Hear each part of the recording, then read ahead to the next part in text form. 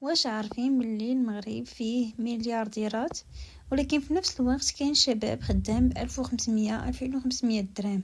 واش حنا دولة فقيرة ولا دولة فيها الفلوس ولكن ما كيتقسموش مزيان؟ اليوم غادي نفهموا علاش المغرب يقدر يكون غني وفقير في نفس الوقت، وبلغة بسيطة وبلا تعقيد.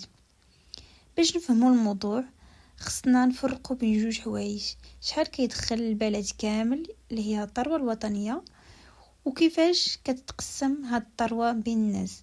المغرب ماشي دولة معدومة الموارد، عندنا الفوسفات، الفلاحة، السياحة، تحويلة مغاربة الخارج. ولكن السؤال الحقيقي: واش هاد الثروة كاملة كتوصل للجميع؟ كاين واحد المفهوم في الاقتصاد سميتو عدم المساواة. يعني الا كانت عندنا كيكة كبيرة، واحد خدا نصها بوحدو و10 الناس تقاسموا نص الاخر، واش نقدر نقولوا بلي الكل عايش مزيان؟ لا، هنا كيبان الفرق بين النمو الاقتصادي والتنمية الحقيقية.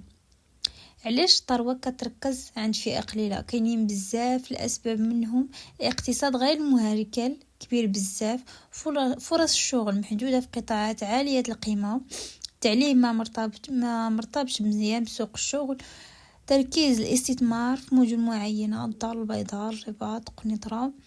هادشي كيخلي الفجوة تكبر. واش المشكل في الدولة ولا في النظام الاقتصادي؟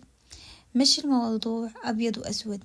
النظام الاقتصادي العالمي كيركز الثروة عند اللي عندهم راس مال، يعني اللي عنده شركات واصول كيولي يزيد يغتني، واللي خدام غير بصالير كيعيش غير بالحد الادنى. هادشي ماشي غير في المغرب، حتى في دول كبيره بحال الامريكان كاين نفس المشكل ولكن بنسب مختلفه. جيل اليوم مبقاش كيامن غير بالوظيفه الكلاسيكيه، كيقلب على مشاريع رقميه، استثمار، صناعه محتوى، فريلانس، حيت فهم باللي الاعتماد على راتب واحد ما كيخلقش ثروه.